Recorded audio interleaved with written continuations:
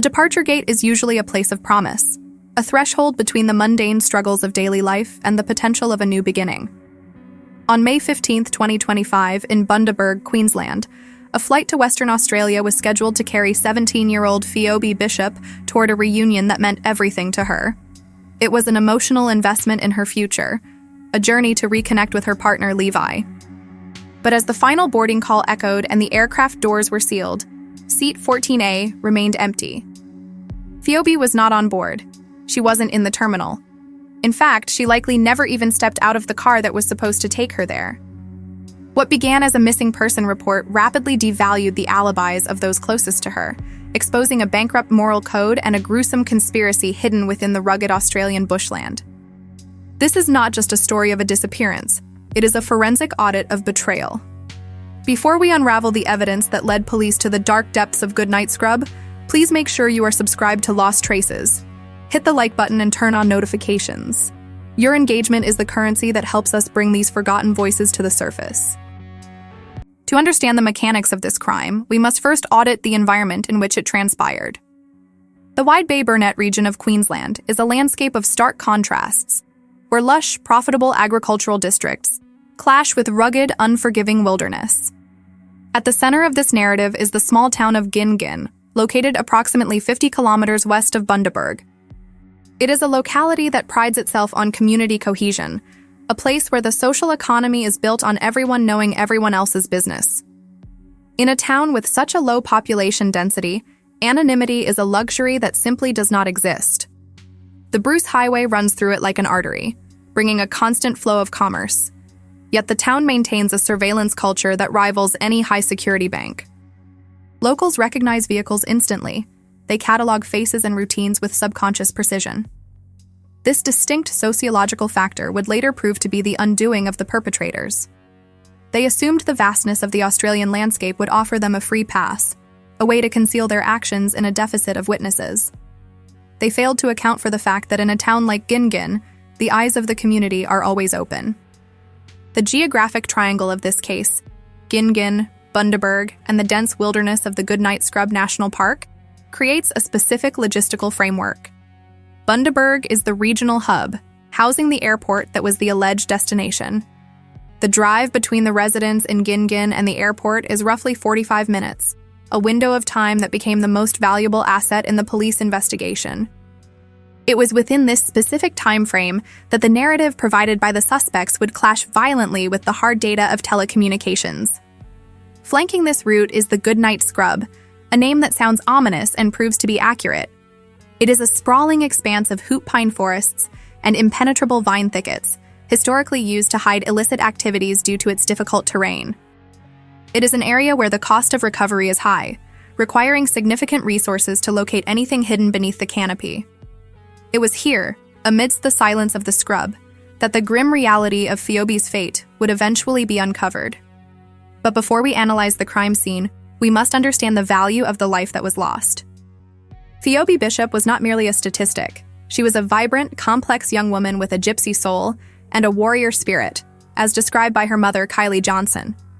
At 17, she possessed a fierce independence, a trait that can be both a powerful asset and a vulnerability when navigating the volatile market of independent living. She was tall, striking, with hazel eyes and hair dyed a vivid red, features that made her impossible to ignore. This physical distinctiveness meant that she could not simply vanish into a crowd. Her family dynamics paint a picture of deep, unconditional love, a wealth of emotional support that stands in stark contrast to the poverty of care she received in her final months. Her mother spoke of the ferocity of their bond. This was not a girl who had cut ties. She was firmly anchored by the love of her family. The most significant emotional investment in Pheobe's life was her relationship with Levi, her 18-year-old boyfriend residing in Western Australia. In the modern economy of relationships, theirs was maintained through the high-frequency trading of digital communication.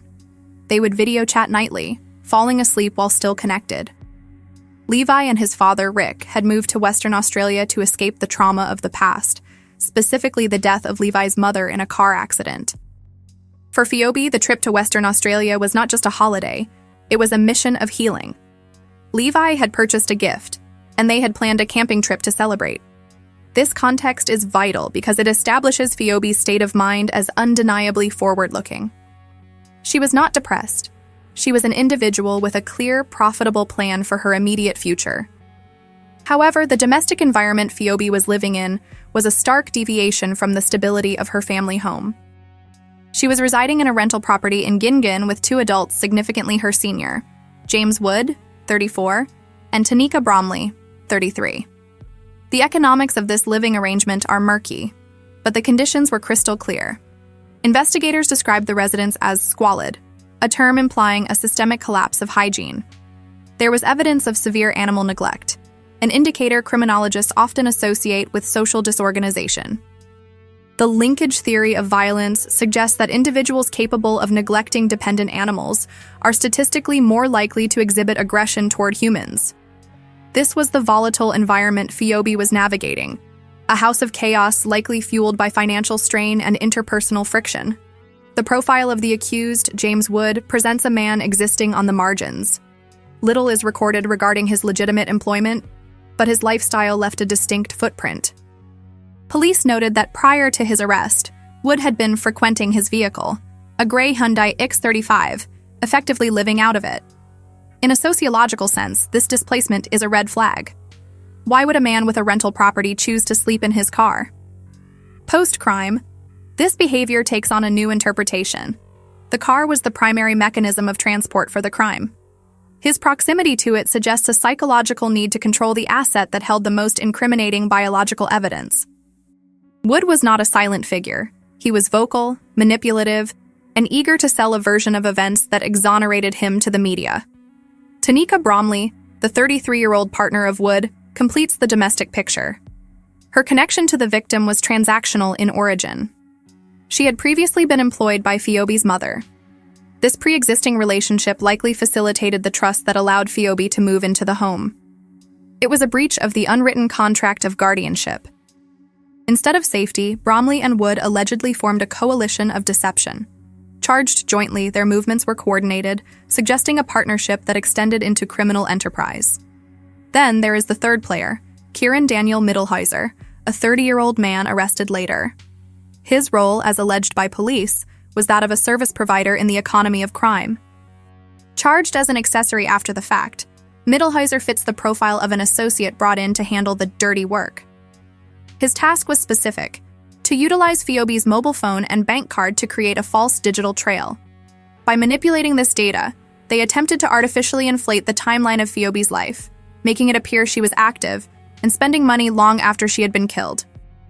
It was a calculated attempt to defraud the investigation, but the discrepancy between the digital ghost created by Mittelhäuser and the physical reality would be the catalyst for the conspiracy collapsing. The stage was set on the morning of May 15th. The assets were in place: a young girl with a packed bag, a car ready for the drive, and a plan about to go terribly wrong. Pheobe had packed a large duffel bag, described as almost the size of her. She had her ticket. She was ready to export herself from the squalor of Gingin, but the narrative James Wood would later try to sell, a story of a moody teenager and a roadside drop-off, was about to face the rigorous audit of a homicide investigation. The sun rose over Gingin on the morning of May 15, 2025, illuminating a household that was supposedly preparing for a celebration, but was, in reality, spiraling toward a violent liquidation of trust. To the outside observer, the itinerary was clear: a drive to Bundaberg, a flight to Brisbane, and a final connection to Perth. It was a logistical plan that required punctuality and organization. However, the version of events that James Wood would later present to the media, a narrative he attempted to sell as the absolute truth, painted a picture of domestic friction and teenage angst.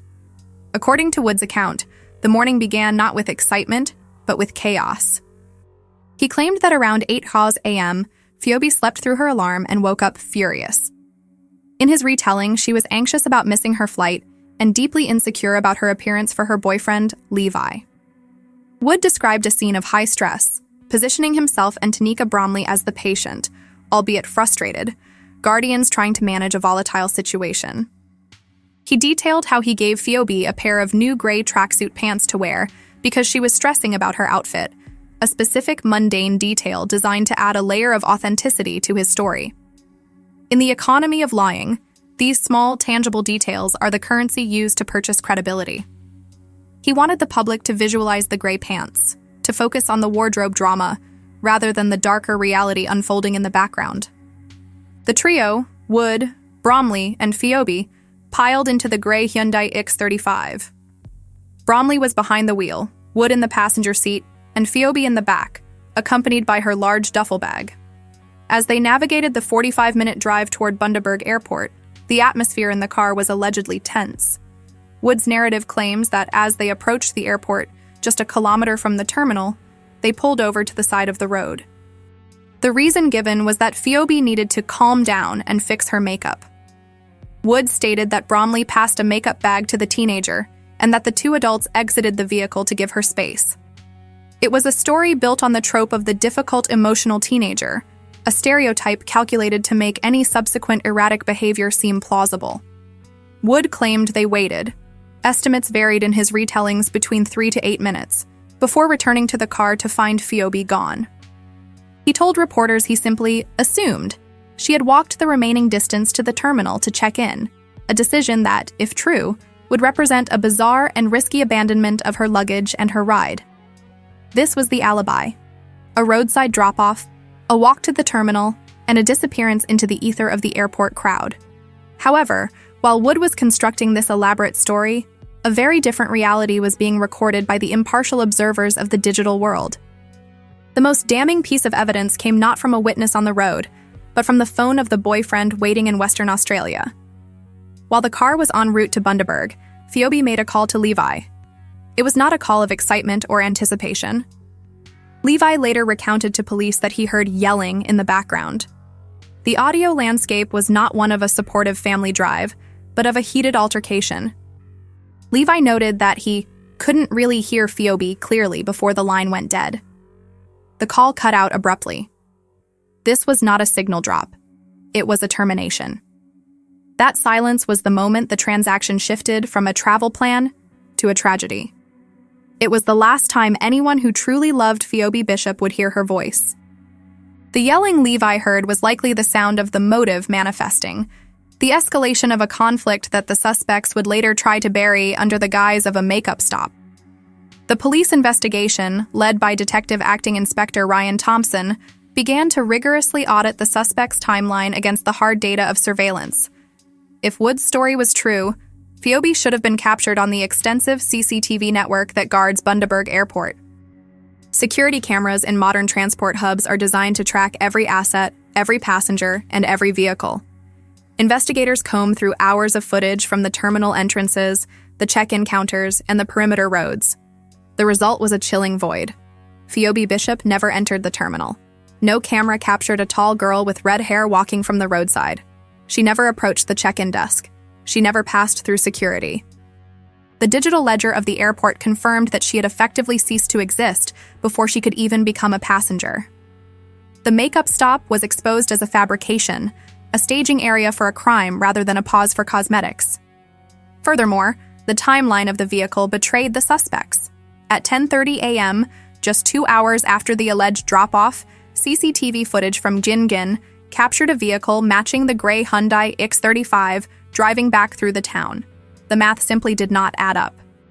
If they had spent time searching for Pheobe around the airport, as Wood implied, or waiting for her to reappear, the round trip would have taken significantly longer. The return to Gingin at that hour suggests a specific urgent itinerary, a return to base.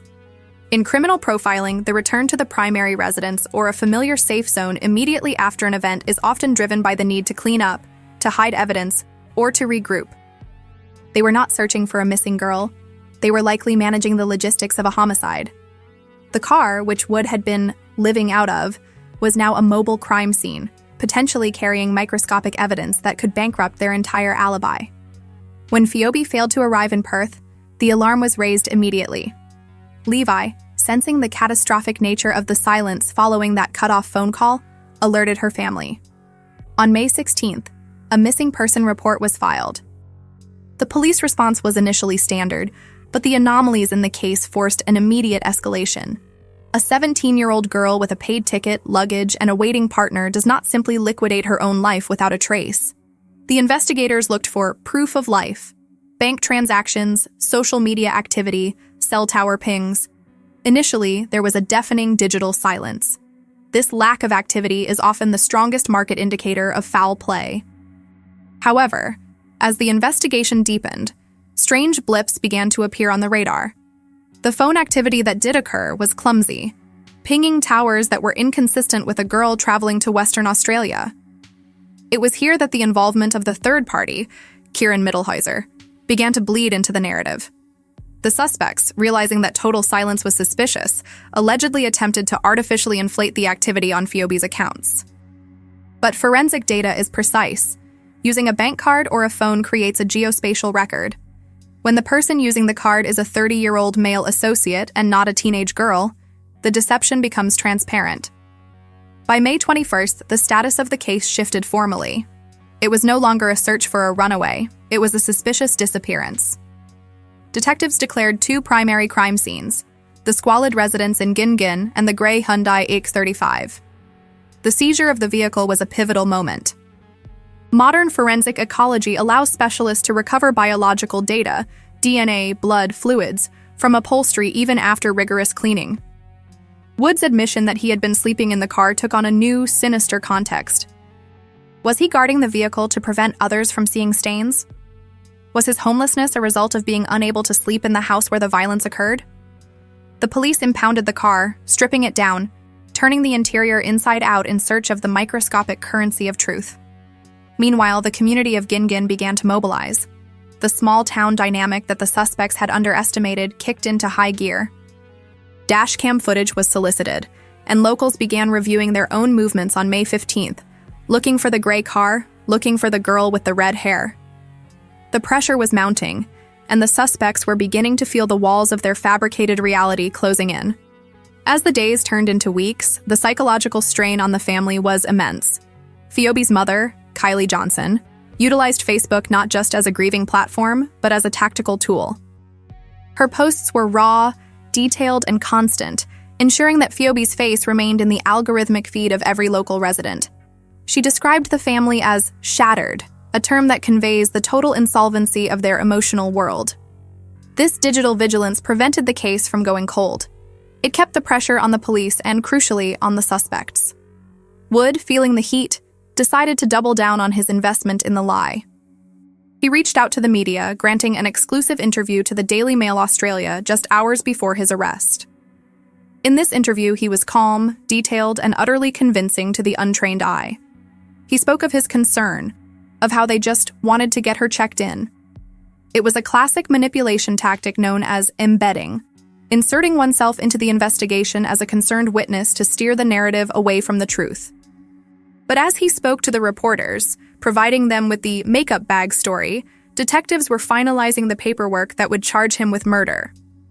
The discrepancy between his public performance and the forensic reality was about to be revealed, and the cost would be total. By early June, the investigation into the disappearance of Pheobe Bishop had transitioned from a missing person inquiry into a full-scale homicide operation. The detectives were no longer looking for a runaway. They were building a case against those who had claimed to protect her. To secure the suspects and prevent them from liquidating any further evidence, the police needed leverage. They found it not in the immediate evidence of the murder, but in the collateral criminality of the household. A search of the Gin property and the grey Hyundai X35 uncovered a cache of illicit assets, a shortened firearm, ammunition, and 2 replica handguns. In the legal economy, these weapons charges were a strategic down payment. They allowed the police to exert control over Wood and Tanika Bromley, bringing them into the system while the homicide brief was being finalized. Wood was issued a notice to appear, and Bromley was granted bail, a tactical maneuver known as a holding strategy. This bought detectives the most valuable commodity in a murder investigation: time. Time to process the forensic data from the car, time to trace the digital footprints, and time to let the suspects sweat under the pressure of surveillance. On June 4th, the police made their move. Wood was arrested and brought in for questioning regarding the disappearance. For hours, he sat in the interrogation room, likely repeating the fabricated narrative of the airport drop-off, the makeup bag, and the mood swings. Then, in a move designed to trigger psychological panic, he was released without charge early on June 5th. In interrogation dynamics, releasing a prime suspect is often a calculated risk. It is designed to make them feel a false sense of security or, conversely, absolute terror that they are being watched. The police were banking on the latter. They anticipated that a released suspect would immediately try to contact accomplices or visit the location where the evidence was hidden. Whether Wood took the bait is a matter for the courts, but the freedom was short-lived. On the evening of June 5th, the trap shut permanently. Both James Wood and Tanika Bromley were arrested in Bundaberg. The charges were no longer about unregistered weapons. They were charged with 1 count of murder each and, crucially, 2 counts of interfering with a corpse. The specific charge of interfering with a corpse is a grim line item in the indictment. The fact that there were 2 counts suggests a horrifying logistical reality. The police allege that Pheobe's body was moved not once, but twice. The prosecution's theory implies that the initial disposal site on May 15th was deemed insecure. Perhaps it was too close to the road, or perhaps the ground was too hard to dig. This necessitated a return trip, a high-risk transaction where the suspects had to go back to the scene of the crime to relocate the remains to a safer location. This secondary movement likely occurred around May 17th, a date that police had specifically flagged when asking the public for dashcam footage. It was a gamble that doubled their exposure to surveillance, a desperate attempt to hide the asset of their crime that ultimately provided the data needed to catch them. They were trying to audit their own crime scene, but in doing so, they left a trail that led investigators straight to the darkness of the Goodnight Scrub. While Wood and Bromley were the primary shareholders in this conspiracy, the investigation revealed that they had outsourced a critical part of the cover-up. On July 1st, police arrested a third individual, 30-year-old Kieran Daniel Mittelhäuser. He was charged with being an accessory after the fact, along with fraud and drug possession. Mittelhäuser fits the profile of a digital decoy, an associate brought in to manipulate the electronic ledger. Police allege that he utilized Pheobe's mobile phone and bank card to create a false trail of life. The strategy was to make it appear as though Pheobe was alive, active, and spending money in a location far removed from the crime scene. It was an attempt to defraud the investigation, to cook the books of the timeline. However, this strategy backfired spectacularly. Telecommunications data is unforgivingly precise. If a phone pings a tower in a location that contradicts the alleged travel plans, or if a bank card is used at an ATM where CCTV captures a 30-year-old man instead of a teenage girl, the fraud is instantly exposed. Instead of proving Pheobe was alive, Mittelhäuser's actions confirmed that her digital identity had been stolen and was being operated by a third party. With the suspects in custody and the digital lies dismantled, the focus shifted entirely to the recovery of Pheobe. The police directed their resources to the Goodnight Scrub National Park, a location that Wood and Bromley had allegedly visited during the critical windows of the timeline. The search was a massive logistical operation, utilizing State Emergency Service, SES volunteers, drones equipped with thermal imaging, and cadaver detection dogs. The terrain of the scrub is a nightmare for search teams: dense vine thickets, steep gullies, and a canopy that blocks out sunlight. It is a place where secrets are easily kept. But on June 6th, just 24 hours after the murder charges were laid, the search teams made the discovery that everyone had dreaded. Human remains were located off a remote back road within the park. The condition of the discovery told a story of urgency and lack of preparation. The body was found not too far from the original search zone, concealed by the dense bushland. But crucially, it did not appear to have been buried deep underground. Digging a grave in the hard, root-filled soil of the Australian scrub is a labor-intensive task requiring tools and time, resources the killers likely did not have in abundance. Leaving the body on the surface, covered only by vegetation, suggests a hasty disposal, a panicked decision to offload the incriminating evidence as quickly as possible. The 2 counts of interference suggest they may have returned to try and bury her better or move her deeper, but the rugged environment defeated them. The identification process was a slow and painful formality. On June 17th, police confirmed that the remains were indeed those of 17-year-old Pheobe Bishop. The delay in formal identification suggests that decomposition had advanced, necessitating the use of DNA or dental records to verify identity. It was the final, brutal confirmation that the gypsy soul who had packed her bags for a new life had been discarded in the wilderness by the very people she lived with. The community of Gin, which had held onto a sliver of hope, was plunged into mourning. The convoy of honor that followed, a procession of four-wheel drives moving through the town, was a symbolic rejection of the violence that had occurred in their midst.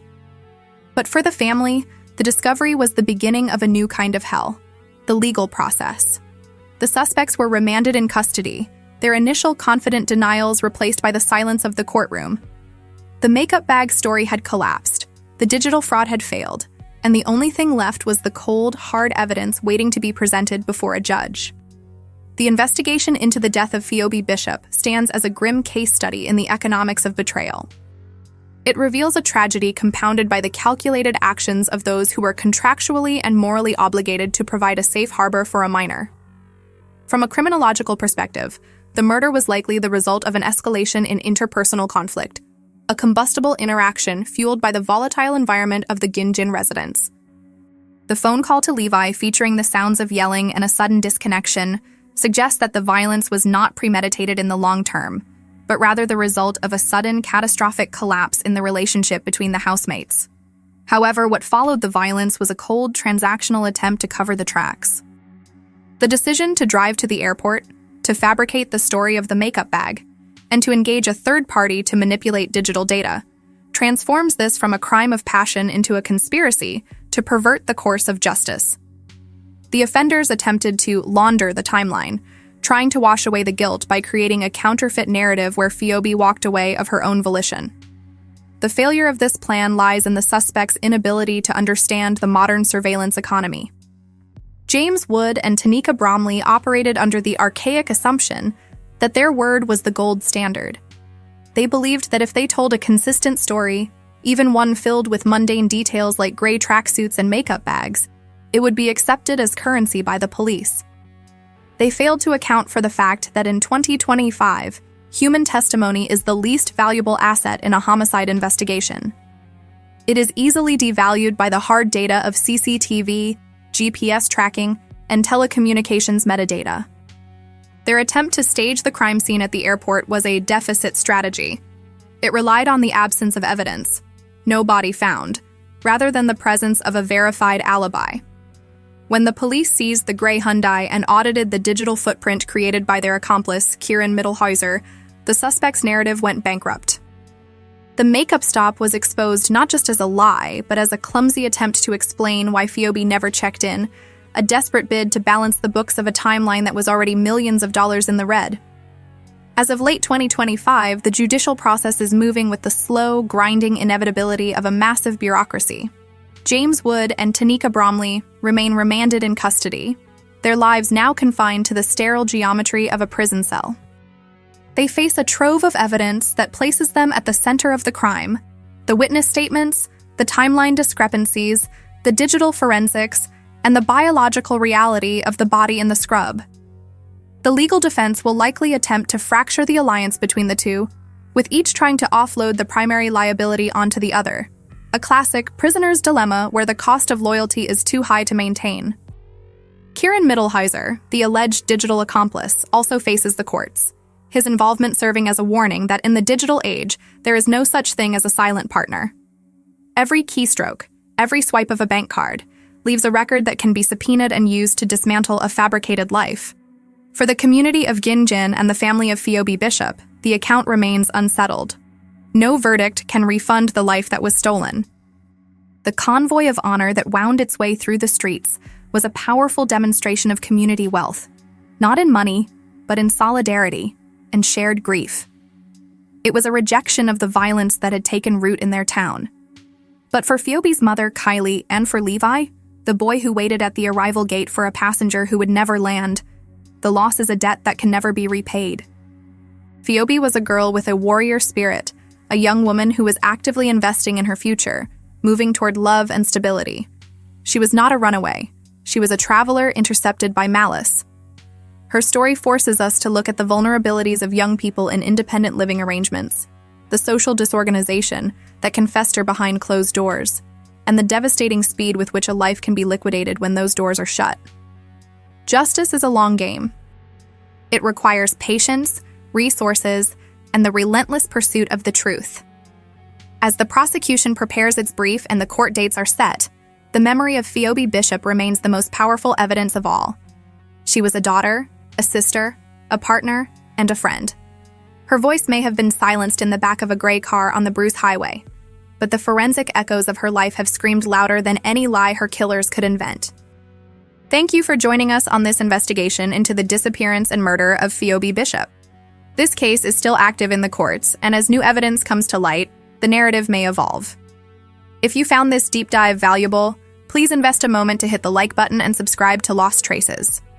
Your engagement is the fuel that allows us to keep digging, to keep auditing the files, and to ensure that victims like Pheobe are never relegated to the cold case archives. Turn on the notification bell so you never miss an update.